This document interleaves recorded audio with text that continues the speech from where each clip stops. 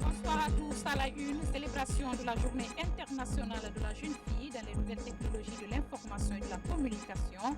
Plus de 200 jeunes filles ont été initiées en informatique. Cet officiel éprouvé, Guillaume Awing, est bien ce Guinéen qui a mis fin à 2000 années de recherche. Il détient ainsi la paternité de l'algorithme qui permet de lister les nombres premiers. Et puis nous jetterons un regard sur les préparatifs de la mare de Norasoba dans la préfecture de Séguili. Ce soir, vous saurez avec nos reporters le sens et l'importance de cette fête traditionnelle. Encore une fois, bienvenue dans cette édition. Le chef de l'État a présidé hier la cérémonie de clôture de la 9e Assemblée générale ordinaire du réseau des institutions et fonds de financement de la formation professionnelle. Les enjeux et le défi de la formation agricole dans la formation professionnelle ont été au cœur de cette rencontre internationale. Ibrahima Keïta, bureau de presse de la présidence de la République. Les enjeux et défis de la formation agricole dans la formation professionnelle, c'est le thème central de cet atelier international tenu à la faveur de la 9e Assemblée générale ordinaire du réseau africain des institutions et fonds de formation professionnelle sous la présidence du chef de l'État, professeur Alpha Condé. Cet atelier a permis à la centaine de participants de porter la réflexion sur la stratégie de la formation professionnelle dans le domaine agricole. C'est pourquoi, durant 3 jours de concertation, dans les exposés, tout comme dans les travaux en panel, tous les aspects liés à la formation professionnelle agricole ont été abordés. L'objectif visé par le réseau est de permettre des échanges d'expériences pour une agriculture au service du développement. La rencontre de Conakry a été sanctionnée par ce qui est convenu d'appeler la déclaration de Conakry, une déclaration à travers laquelle les participants ont lancé des appels en quelques points. Premièrement, revaloriser la formation agricole dans la formation professionnelle avec une affectation conséquente de ressources. Deuxièmement, renforcer les dynamiques des pays membres en permettant aux acteurs de la formation agricole et rurale de s'inspirer mutuellement de l'expérience et de l'expertise tout en considérant leur système agricole et contexte propre. Troisièmement, consolider la mise en réseau des acteurs, l'établissement et ou le renforcement de partenariats, l'approfondissement des questions centrales telles que l'insertion des jeunes et des femmes en agriculture, l'adéquation entre l'offre de formation et la demande économique et sociale dans le secteur agricole, la gouvernance et le financement de la formation agricole et rurale. Aussi, la déclaration de Conakry a demandé aux pays membres d'insérer la politique de formation agricole dans les politiques de développement rural, la gestion équilibrée du foncier respectant les normes environnementales et sociales, enfin la prise en compte de la dimension genre dans une dynamique inclusive et participative. Pour le chef de l'État, aucun développement n'est possible sans un capital humain compétent, soutenu par des échanges réguliers entre les acteurs. Le capital humain est fondamental pour le développement d'un pays. Et dans ce capital humain, étant donné la situation de nos pays, qui sont tous des pays qu'on dit en voie de développement, mais qui ne se développent pas encore, l'enseignement professionnel est fondamental. Le développement de l'enseignement au niveau de l'agriculture permet de lutter contre l'exode rural. Parce qu'aujourd'hui, nos enfants quittent les campagnes, s'ils viennent à la ville, c'est pour être des chômeurs, des drogués, etc. Parce qu'il n'y a pas assez d'activité. Pour développer l'agriculture, nous avons besoin aussi de développer l'énergie. Parce que ce n'est pas seulement de développer l'agriculture, il s'agit de développer l'agro-industrie. Parce que si nous ne sommes que vendeurs de matières premières, on ne pourra jamais nous développer. Il faut donc qu'on dise l'agriculture à l'agro-industrie, ce qui suppose qu'on ait l'énergie pour pouvoir transformer nos produits agricoles en produits et ravitailler le marché européen. Aujourd'hui, nous avons commencé une bataille pour la maîtrise de l'énergie. Au COP21, nous avons exigé qu'on le mette dans l'éducation de l'Afrique parce qu'on a à peine 20% de la population africaine qui a accès à l'électricité alors que nous sommes soit 80%. L'électricité est fondamentale pour le changement de la vie non seulement des citoyens mais de l'économie. Pour développer le pays, il faut un marché élargi. Donc ça suppose aussi que l'Afrique doit nécessairement évoluer vers l'unité. Alors si on veut évoluer vers l'unité, il faut qu'on commence déjà à nous entendre et que nos experts dans les différents secteurs prennent l'habitude de travailler ensemble. Tu as Ivoirien, tu es Guinéen, non. Vous êtes ingénieur agronome, bon, vous allez travailler ensemble, sans tenir compte de votre pays, vous êtes médecin, c'est la même chose. Voilà des questions concrètes que je préfère qu'on aborde parce que c'est ce qui constitue notre talent d'Achille. Et si on veut développer, il faut qu'on réserve ce talent d'Achille. La 9e Assemblée générale ordinaire du réseau africain des institutions et fonds de formation professionnelle a pris fin sur une note d'espoir. Espoir de voir le secteur agricole africain jouer son rôle dans le développement économique du continent. Justement, à la fin de ces travaux, les participants s'accordent sur la valorisation de la formation agricole pour l'émergence de l'Afrique et la réduction du chômage des jeunes. Une cérémonie de clôture marquée également par l'adoption d'un plan stratégique de l'institution. Explication, Komara Moussa. Le réseau africain des institutions et fonds de financement de la formation professionnelle plaide pour la professionnalisation de l'activité agricole en Afrique. Le programme repose essentiellement sur la formation des acteurs du secteur des pays membres du réseau. Un projet ambitieux qui se fixe pour défi la valorisation des spécialistes de l'agriculture. Il faut former les formateurs, renouveler les programmes de formation et les curricula. L'idéal, c'est d'arriver à trouver des voies et moyens pour trouver les meilleurs circuits possibles, les meilleures formations possibles, dans les meilleurs pays possibles, les meilleures pratiques, pour arriver à former ces ressources humaines qui ne demandent qu'à être performantes afin de valoriser un espace et un secteur qui est extrêmement utile au développement de notre pays. En Afrique, l'agriculture reste la principale source de revenus pour les populations. Pendant ce temps, les techniciens du secteur sont pour la plupart mal formés. Cette initiative du réseau africain des institutions et fonds de formation professionnelle pourrait favoriser la modernisation de l'agriculture et réduire le taux du flux migratoire des bras valides du continent vers les autres continents. La filière agricole, ce n'est pas seulement la production au niveau du champ, mais c'est toute la collecte, c'est la transformation, c'est les échanges, c'est beaucoup de choses. Et donc, il y a énormément de métiers qui pourraient concerner cette jeunesse vibrante, qui est une jeunesse extrêmement tournée vers les nouvelles technologies. Les travaux de Conakry ont abouti à l'adoption d'un plan stratégique du réseau pour les 5 prochaines années. Une première depuis la création de l'institution il y a 10 ans. Du côté de l'hémicycle, l'ambassadeur des États-Unis en Guinée a été reçu par le président de l'institution. La rencontre a permis aux diplomates américains de présenter au numéro 1 du Parlement guinéen des projets de développement socio-économique. Compte rendu d'audience, Robert Siditolno. Entre autres points abordés au cours de cette rencontre, la question sécuritaire dans la sous-région, particulièrement de notre pays, l'agenda du Parlement et le dossier des événements du 28 septembre 2009. Au terme de la rencontre, le diplomate américain réaffirme son engagement à accompagner la Guinée dans son programme de développement socio-économique. Il y a des grandes réformes en termes de tous les codes civils, le code pénal, le code électoral, le code communautaire. Il y a quelques projets d'investissement, de développement. Alors nous savons que c'est le rôle de l'Assemblée nationale de faire ces décisions.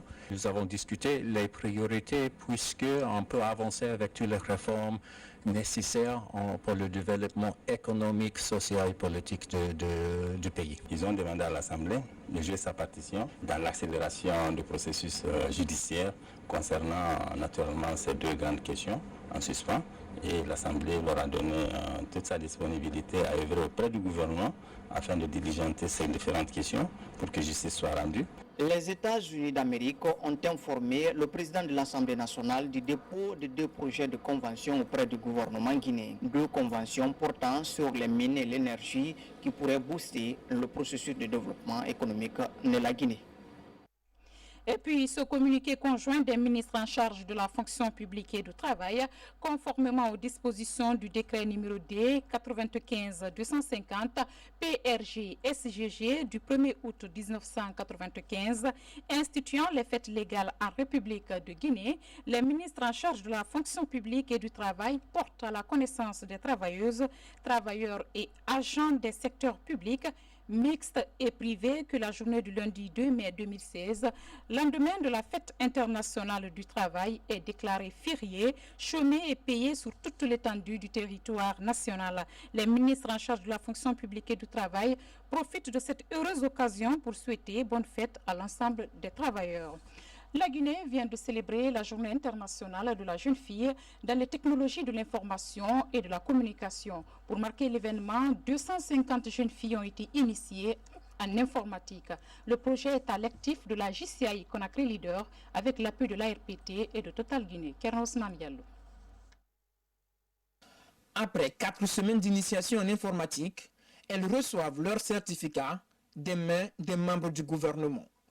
Tout un symbole pour ces 250 filles qui, pour la première fois, ont bénéficié d'une formation sur des logiciels de base en informatique grâce à un projet initié par la Jeune Chambre internationale de Guinée, Conakry Leaders. On n'espérait pas être initié à l'informatique comme ça, mais grâce à l'ONG JCI, nous avons pu apprendre beaucoup de choses. On a déjà mis en place un comité de suivi. C'est-à-dire que pendant les vacances, nous allons continuer encore à les accompagner, qu'elles continuent à se former jusqu'à maîtriser. Et aujourd'hui, nous avons le projet Prix de l'excellence que nous souhaitons obtenir un financement pour les permettre d'avoir, si elles se retrouvent parmi les meilleurs candidats des examens, qu'elles puissent avoir des ordinateurs qui leur permettront à partir de la maison de s'adapter aussi. 50 des 250 filles viennent de Dubreka et de Koya. Les autres sont issues des 5 communes de Conakry. Toutes des collégiennes, elles ont aussi en commun le fait d'appartenir à des écoles publiques et de se distinguer parmi les meilleures de leur établissement. Au-delà de leur initiation à l'outil informatique, c'est une politique d'émulation et d'émancipation féminine dans les NTIC qu'encourage Total Guinée et l'ARPT, des partenaires du projet. Il est important de commencer à la base, donc à partir des jeunes filles et des jeunes femmes, pour leur permettre de pouvoir s'intéresser au domaine de nouvelles technologies qui certainement, parfois, à tort ou à raison, on pense que c'est un domaine de prédilection des hommes, mais aujourd'hui, les études montrent que les jeunes filles qui embrassent ce secteur font d'ailleurs mieux que certains hommes. L'événement marque surtout la journée internationale de la jeune fille dans les technologies de l'information et de la communication. Une journée célébrée dans le monde à l'issue de la conférence des pays membres de l'UIT en 2010. Je vous invite, sœurs, à voir au niveau des sociétés de télécommunications aujourd'hui, vous verrez que près de la moitié des travailleurs sont des femmes. Et il ne s'agit pas de faire les mathématiques pour faire les TIC. Il ne s'agit pas de faire la physique pour faire les TIC. Il ne s'agit pas d'être une experte pour faire les TIC. Il s'agit tout simplement d'aimer, d'essayer, de se dire je suis capable de faire les TIC. Le but ultime, affiché par la JCI Conakry Leaders dans ce projet, est de former plus de 1500 jeunes filles en informatique d'ici à 2020. Parlons d'autres jeunes, cette fois-ci des volontaires. Ils s'engagent, eux, à accompagner les citoyens du pays profond dans les actions de développement des localités. À l'issue d'une formation de la région de Mamou, la 4e vague de ces bénévoles vient d'être déployée à travers le pays. Une action pilotée par l'Agence nationale de volontariat jeunesse. Bernard Tanguino. Ils se sont donné rendez-vous ici au gouvernorat de Mamou pour recevoir les dernières directives avant leur déploiement sur le terrain. Ces volontaires, venus de toutes les régions du pays, auront désormais pour mission de booster le développement socio-économique des communautés. Il faudra leur donner des conseils pratiques pourvu que quand ils partent sur le terrain, qu'ils arrivent à s'adapter rapidement, comment s'intégrer au sein des communautés dans lesquelles ils seront affectés, comment est-ce qu'ils peuvent chercher à les comprendre, à les étudier, afin de pouvoir les aider. Pendant 4 jours, ils ont bénéficié de plusieurs modules de formation, notamment les notions sur la santé communautaire, l'entrepreneuriat en milieu rural et la gestion des conflits. J'ai très bien suivi la formation. Partout où on m'envoie dans la République de Guinée, je vais aller pour y travailler et aider les gens dans tous les sens. Le déploiement de cette nouvelle vague de volontaires s'inscrit dans le cadre de la politique nationale du volontariat jeunesse, un programme exécuté par le ministère de la Jeunesse à travers l'Agence nationale de volontariat jeunesse sous financement du PNUD. Ce n'est pas la première fois que nous déployons les jeunes. Ceux-ci sont la 4e vague de volontaires de l'Agence nationale de volontariat jeunesse. Depuis 2010, nous avons envoyé sur le terrain, dans toutes les préfectures, 330 jeunes volontaires. C'est des jeunes diplômés sans emploi qui se sont donnés volontairement pour aller vers les populations, pour les aider les communautés à la base. On les envoie dans les collectivités locales. C'est pour les apporter de l'aide, qu'ils soient des facilitateurs. Après avoir prêté le serment du volontaire, ces jeunes reçoivent le drapeau national qu'ils sont appelés à servir en tant qu'acteurs de développement auprès des communautés. Le chiffre du jour, 65%, c'est le taux d'analphabète recensé en Guinée. Le pays figure parmi les plus touchés du continent par ce phénomène. Et pour inverser cette tendance, le gouvernement a entrepris une vaste campagne d'alphabétisation sur toute l'étendue du territoire national. La cérémonie de lancement s'est déroulée à Bagnan, dans la préfecture de Farana. Amadou Touré, Sankumba Doukouré, depuis le Sankara. C'est dans la commune rurale de Bagna que le coup d'envoi de la campagne nationale d'alphabétisation non formelle a été donné pour cette année. Selon les autorités scolaires, le choix de la sous-préfecture de Bagna dans Farana découle du constat selon lequel les conséquences de l'analphabétisme se font plus se sentir en milieu rural, semi-rural que dans les zones urbaines. Alphabétiser la population, c'est permettre à la population de se gérer, de s'auto-gérer et de pouvoir lutter contre tout ce qui est fléau. Il faut aller voir les femmes, il faut aller voir les hommes adultes, pour que ceux qui n'ont pas eu la chance d'aller à l'école puissent quand même apprendre à lire, à écrire et pouvoir se gérer. C'est une dynamique nouvelle qui commence. Ebola nous avait freiné. Maintenant, la campagne va commencer. Nous sommes vraiment très contents de venir au secours des populations. Jusqu'à 65% d'analphabètes, on ne peut pas se développer avec.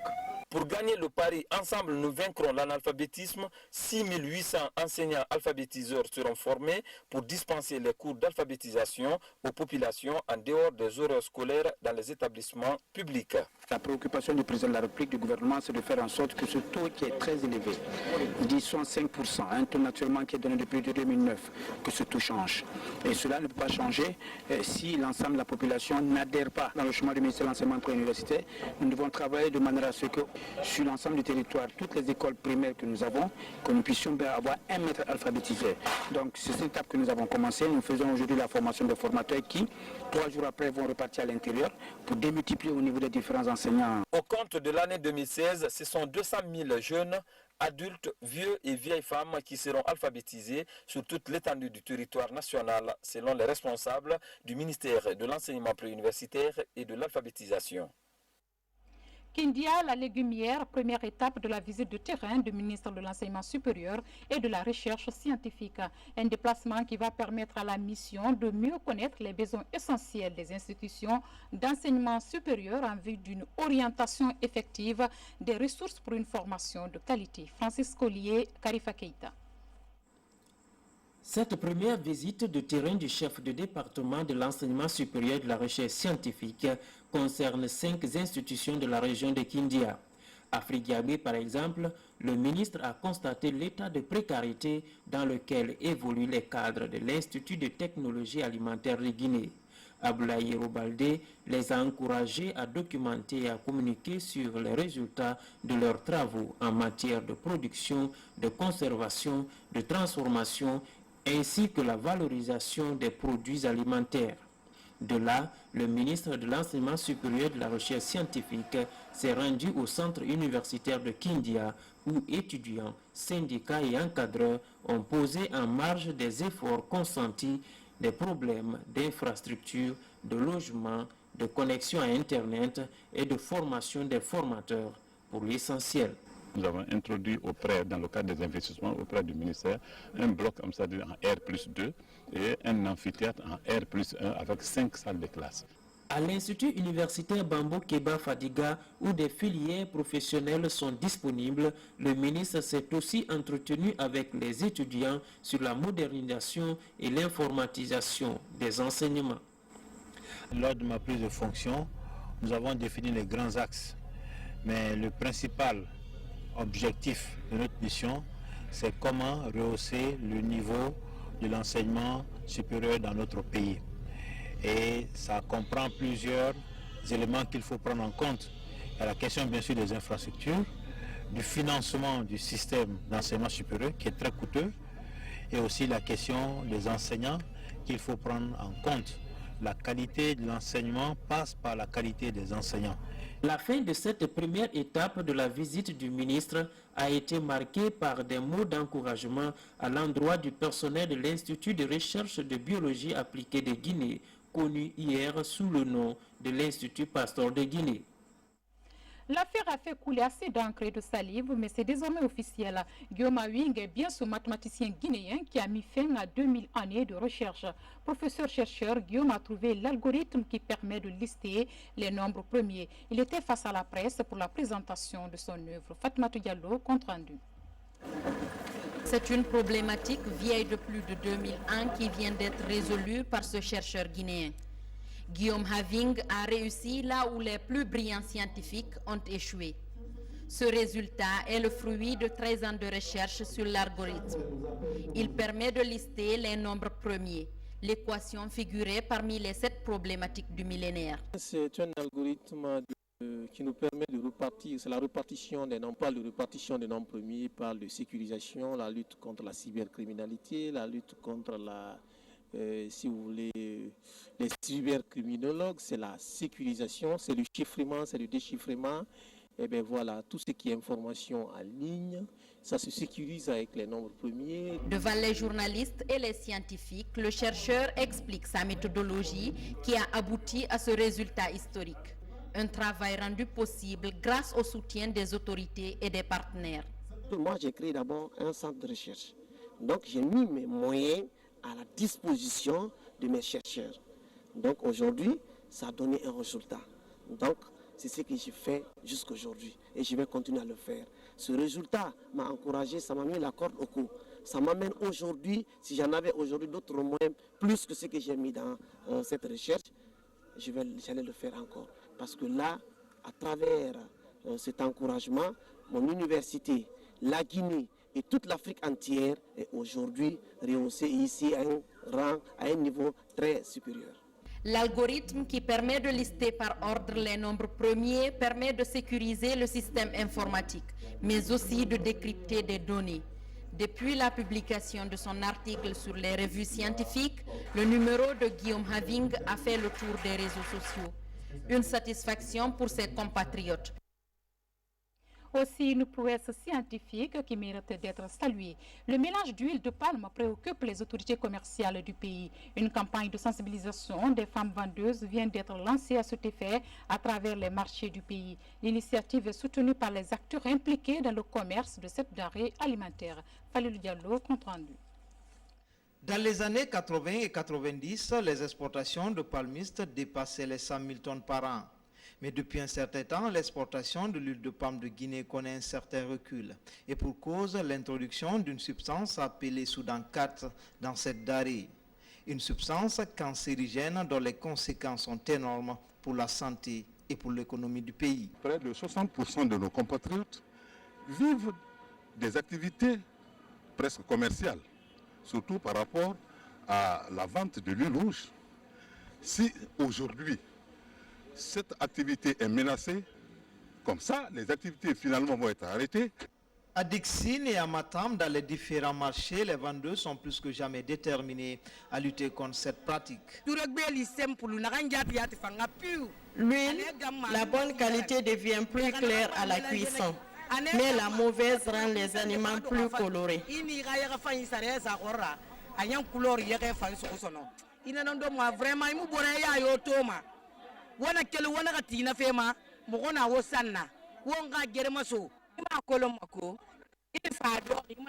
Il faut l'acheter pour comprendre qu'elle est de mauvaise qualité pendant la cuisson. Quiconque le fait, dénoncer cette personne. À vue d'œil, la différence n'est pas si grande entre le produit contrefait et la bonne huile. D'où cette séance de sensibilisation des vendeuses et autres acteurs de la filière. Un exercice sanctionné par une série de questions-réponses sur les dangers liés à l'introduction du colorant Soudan 4 dans ce produit de large consommation en Guinée. Actualité sanitaire avec le lancement d'un projet de lutte contre le paludisme dans la cité minière de Sangaredi. Il s'agit d'un programme qui va freiner l'évolution de cette pathologie. Financièrement soutenu par la CBG, il est exécuté ce programme par l'ONG, le Club des Amis du Monde. Les images de Bintou Touré sont commentées par Kenoyoum Saba.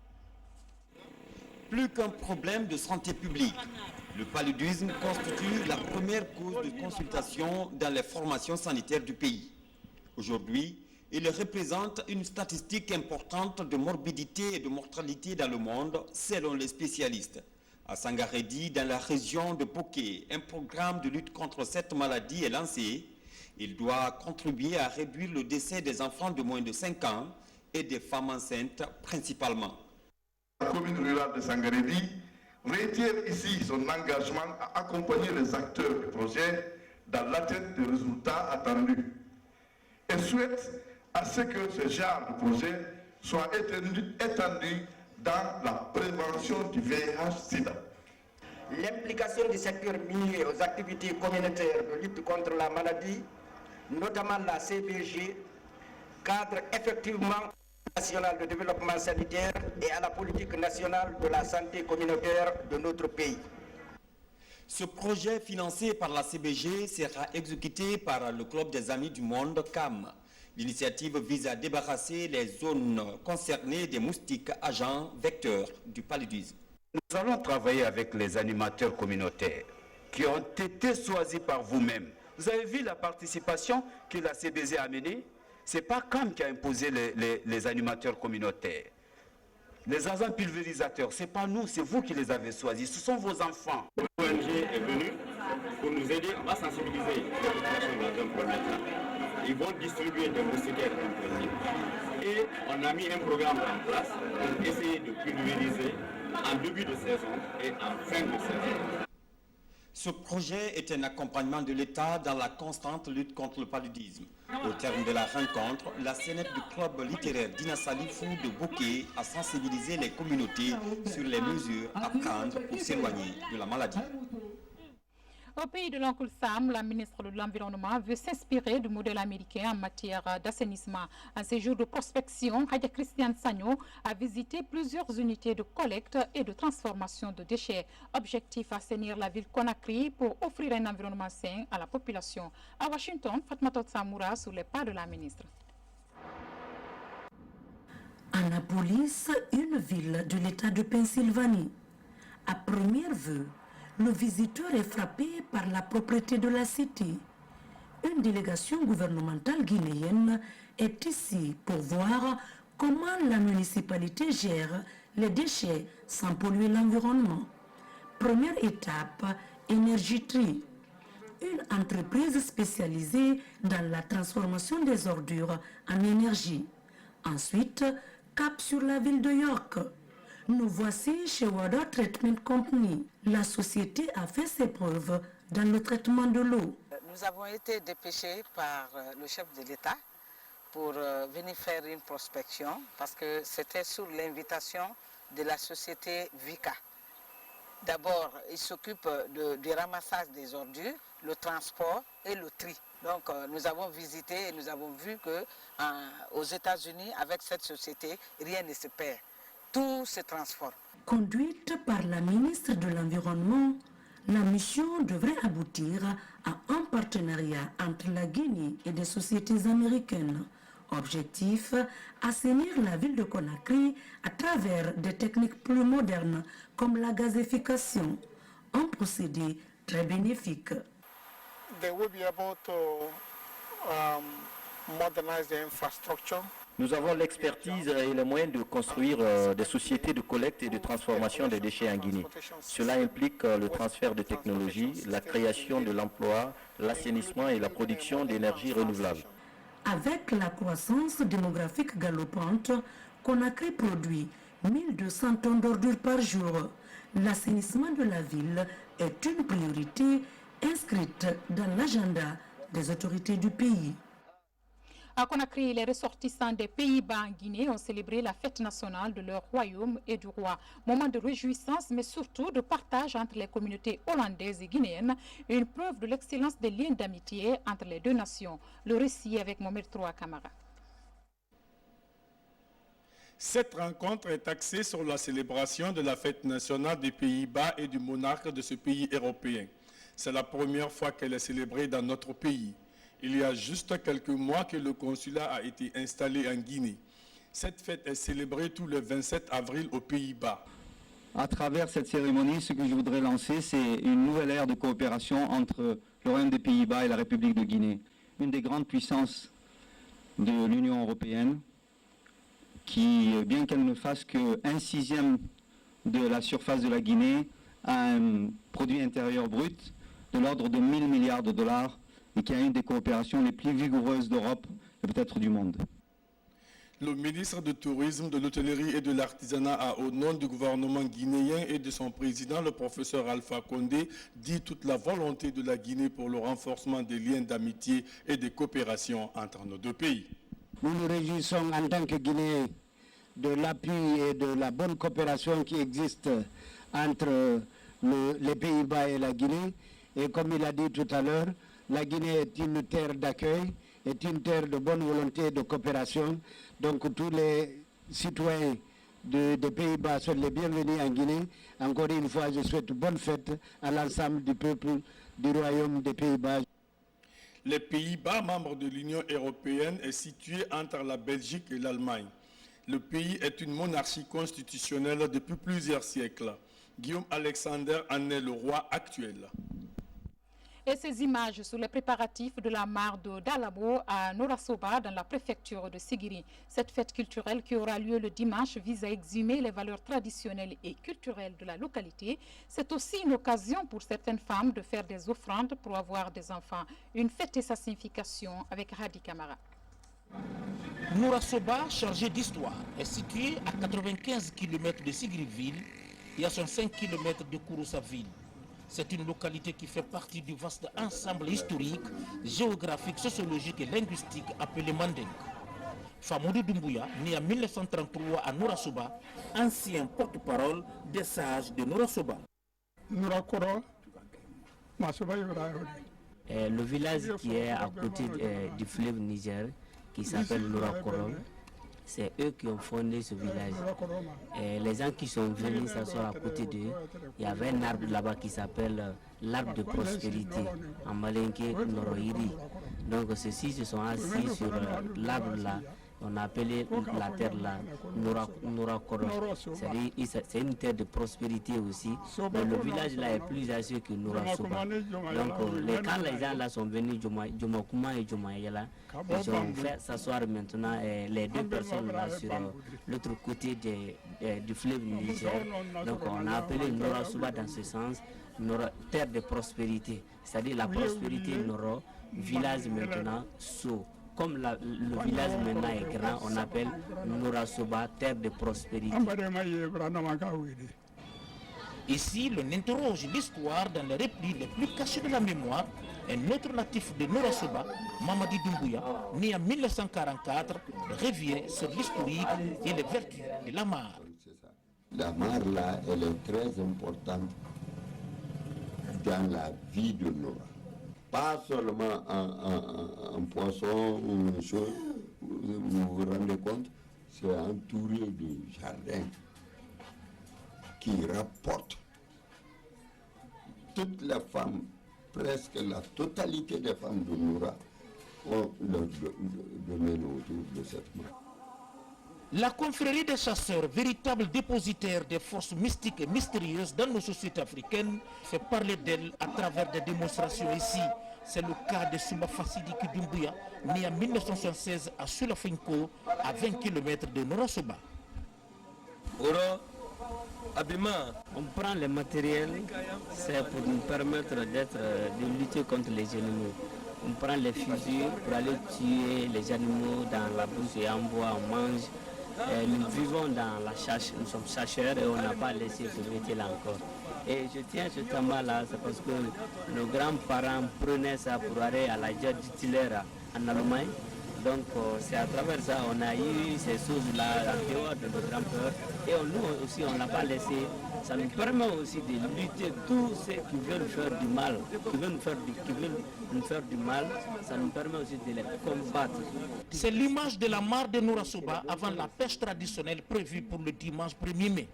Déjà, toutes les dispositions sont prises par les natifs et autres résidents à Norasoba pour la réussite de cette fête qui exhume le segment des valeurs traditionnelles laissées par les ancêtres. À présent, zoom sur l'un des fondateurs du Fouta théocratique. Il s'agit de Karamoko Alpha Molabé, grand érudit. Sa vie et ses œuvres ont fait l'objet d'une présentation par les membres de sa fondation. C'est à l'occasion de la 4e Ziara qui regroupe les fils ressortissants résidents de la préfecture de l'Abbé. Le film de la cérémonie avec Abdoulaye Diallo. Qui est Mamadou Silou Diallo, connu sous le nom de Karamoko Alpha Molabé? C'est cette interrogation que les historiens tentent de retracer pour la nouvelle génération et dans le but d'immortaliser l'homme. Devant cette auguste assemblée, Amadou Djoulde Diallo, journaliste de profession, a relaté le parcours remarquable et le sens élevé de ce grand érudit qui a marqué l'histoire du Fouta théocratique. Bon, Karamoko Alpha Molabé, c'est en fait le fondateur de cette ville, qui est descendant de Kalidou. Justement, pourquoi on appelle Kalduanké? Il a pris tous ceux qui habitent la baie sur le même pied d'égalité et il les a rassurés de sa clairvoyance et de son hospitalité. Donc c'est cette extrême générosité qui fait Karamoko Alpha Molabé. Il est né en 1692 à Djouba, dans la sous-préfecture de Popodara, préfecture de l'Abbé. Par sa personnalité et par ses œuvres, Karamoko Alpha devient, selon les écrits, l'un des plus glorieux dans la province de l'Abbé. Déjà, à 15 ans, il traduisait le Coran en poulard et il passait pour un jeune très engagé sur le chemin de Dieu. Mieux, il fait partie des 9 marabouts qui ont imposé l'islam. Ou par la parole, ou par le sabre, par la guerre sainte, qui ont imposé l'islam au Fouta Djallon. Donc, et sur le plan de l'Abbé et sur le plan du Fouta Djallon, Karamoko Alpha constitue une figure emblématique de l'histoire de cette communauté et de cette région. Aujourd'hui, le défi que se fixe sa descendance réunie en fondation, c'est de faire l'inventaire des acquis sur la vie et les œuvres de Karamoko Alpha Molabé et les inscrire dans le patrimoine mondial de l'UNESCO. De l'humanitaire avec la Fondation Russal Guinée, elle vient d'apporter de l'assistance à 2 mosquées en construction pour l'achèvement des travaux. Un geste bien accueilli par les bénéficiaires à l'approche du mois de Ramadan. Kerno Marouf Ba, Lansana Kamara, Ousmane Ba. Lancés en 1995, les travaux de construction de la mosquée de Simambossia II perdurent. La société Russal CBK vient en appui aux fidèles musulmans du quartier pour achever les travaux. Cet appui est composé de 5 tonnes de ciment ainsi que d'autres matériaux de construction.